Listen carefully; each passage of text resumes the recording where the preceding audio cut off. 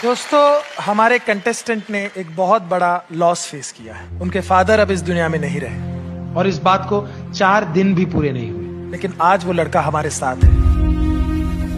और यही है कलाकार की जिंदगी। कितने भी दुख हो, दर्द हो, but the show must go on. Vineet. नमस्ते सर। नमस्ते मैडम जी। नमस्कार। काम क्या करते हैं आप? सर, मैं होटलों पे जाकर बर्तन धोने का काम करता हूँ सर। कहाँ से सीखा, कब सीखा? सर, म्यूजिक सीखने कहाँ जाएंगे सर, हम सर गरीब लोग हैं। सर होटलों पे बर्तन धोते हैं और सर सीखने कहाँ जाएंगे सर, क्योंकि सर हम इतना ज़्यादा गरीब हैं कि होटल पे बर्तन धोते धोते गाना सीखते हैं सर। जैसे कि कोई कस्टमर वहाँ पर खाना खा रहा है और गाना बजा रहा है, इंजॉय कर रहा है सर, तो सर जो उस मोबाइल में गाना बजता है सर, मैं उसी को बार बार रिपीट करता हूँ।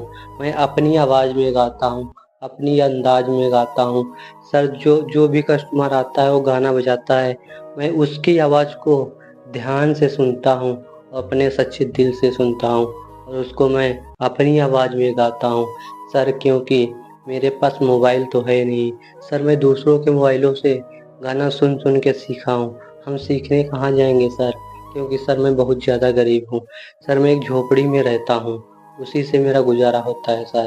सर मैं यहाँ होटल पर काम करते हैं, आप ही बताइए सर, हम इतना ज़्यादा गरीब हैं कि हम कहाँ सीखने जाएंगे सर। इसीलिए सर मैं यहाँ पर होटल पर काम करता हूँ और सर यहाँ पर सुन सुन के सीखता हूँ।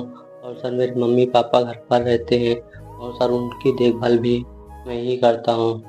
तो सर आप लोग पूछते हैं कहाँ सीखने जाते हैं, क्योंकि सर जहाँ भी सीखने जाओ लोग भगा देते हैं, कहते हैं देखो ये होटल पर लड़का काम करता है और यहाँ पर गाना सीखने आया है। सर हम गरीब लोग हैं, आप ही बताइए सर हम कहाँ जाएं। सर जब मैं सीख गया हूँ तो लोग सिखाने से इनकार करते हैं, प्रैक्टिस कराने से इनकार करते हैं।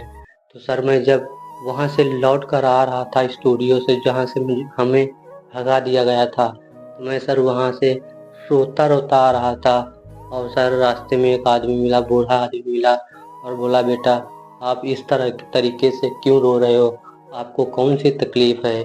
तो मैंने उनको अपनी कहानी बताई कि मैं होटल पर काम करता था, वहाँ पर लोग खाना खाने आते थे, वहाँ पर गाना बजाते थे, मैं उसी के गाने सुन सुनकर मैं सिंगर सीख चुका हूँ। और जब वहाँ पर मैं सीखने गया तो स्टूडियो पर गाना गाने गया तो वहाँ से हमें भगा दिया गया और कहा कि तुम होटल पर काम करते हो, मैं ऐसे लोगों को गाना नहीं गवाता हूँ।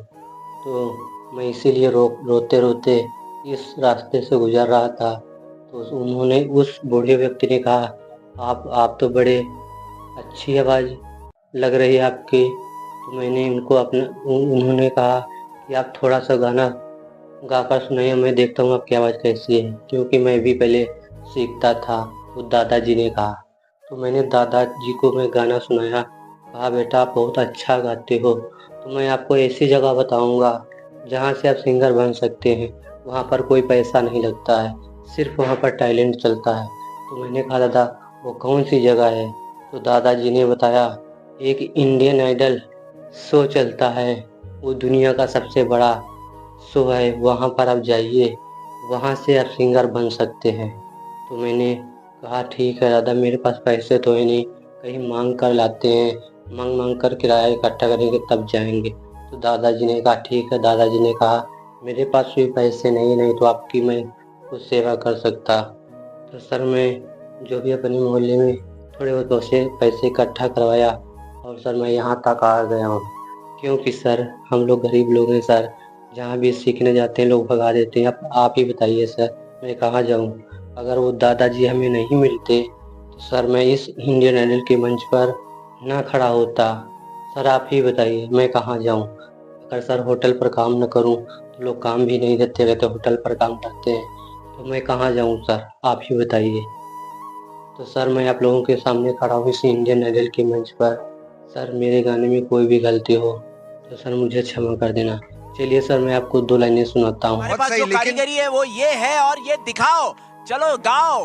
गाओ, फिर से गाओ ये वाली लाइन। चाहा है तुझको चाहूंगा हरदम, मर के भी तुझसे ये प्यार न होगा कम।